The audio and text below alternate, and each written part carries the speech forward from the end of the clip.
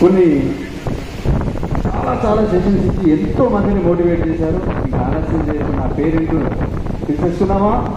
మన కరతాల ధ్వనులతో ఆ స్పీకర్ని ఇన్వైట్ చేస్తున్నాం. Sunil Kumar Gajula sir, please welcome sir. The dash is yours sir. Thank you sir, thank you very much. పోగు పోగు పేరితేనే తాడవుతుంది, ఇటుక ఇటుక పేరిస్తేనే ఇల్లు అవుతుంది, మనమందరం కలిస్తేనే ఏదైనా ఒక మంచి పని సాధ్యమవుతుంది అని తెలియజేస్తున్న ఈ లయన్స్ డిస్ట్రిక్ట్ 320 HD ప్రత్యేకమైన ధన్యవాదాలు తెలియజేస్తూ, టీ తాగే డైమండ్ అనుకుంటాను.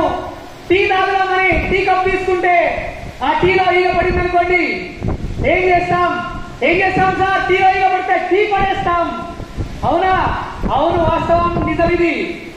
అదే ఈగ మీ ఇంట్లో ఉన్న నెయ్యిలో పడితే ఏం చేస్తాం అని అంటే, అయ్యయ్యో నెయ్యిలో పడి అది కొట్టుకుంటున్నా కానీ, అందులో ఇంకా ఏదైనా విసర్జిస్తున్నా కానీ ఆ ఈగను మాత్రమే తీసి పక్కన పెట్టి ఆ నెయ్యిని కాచుకొని వాడుతూ ఉంటాము.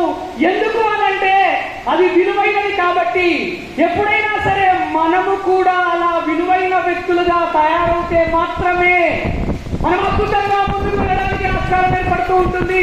మరి మనం విలువైన వ్యక్తులుగా కావాలి అనంటే ఏం చేయాలి? ఒక్కసారి ఆలోచించే ప్రయత్నం చేద్దాం.